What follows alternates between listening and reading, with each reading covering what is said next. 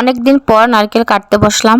যখন বাড়িতে থাকতাম মায়ের সাথে হেল্প করতাম, মাকে নারকেল কেটে পরিষ্কার করে কড়াইয়ে দিতাম পিঠা তৈরি করার জন্য, বা ঈদ যখন আসতো ঈদের সময়ও। তো ওই কাজটা এখন আর করা হয় না। তো আজকে পিঠা তৈরি করা হবে, তার জন্য মাকে হেল্প করতেছিলাম। মা যেহেতু আসছে মাই পিঠা বানাবে। তো নারকেলগুলো আমি আগে থেকে পরিষ্কার করে নিলাম যাতে নারকেলের ময়লাটা না পড়ে নারকেল কোড়ানোর সময়।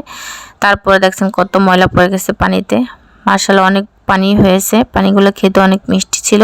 তো নারকেলটা অনেক মোটা ছিল। তো এখন নারকেলগুলো কোড়াবো। আমার না এই কাজগুলো করতে ভালোই লাগে, যখন মা কোনো কাজ করে মায়ের সাথে হেল্প করতে। তো আমার অনেকক্ষণ লেগেছিল নারকেলগুলো কোড়াতে, প্রায় হাত পুরো লাল হয়ে গেছিলো। অনেকদিন পরে যেহেতু কোড়াইছি, তো অবশেষে কোড়ানো হয়ে গেছে। এখানে চাল ভাজা আর তিল বেটে নেওয়া হয়েছে, দুইটা একত্রে জাল করে চিনি দিয়ে তারপরে কিন্তু পুর বানানো হবে। এই পুরটা দিয়ে কিন্তু পিঠা তৈরি করা হবে, পুলি পিঠা। তো পুরটা এখন রেডি।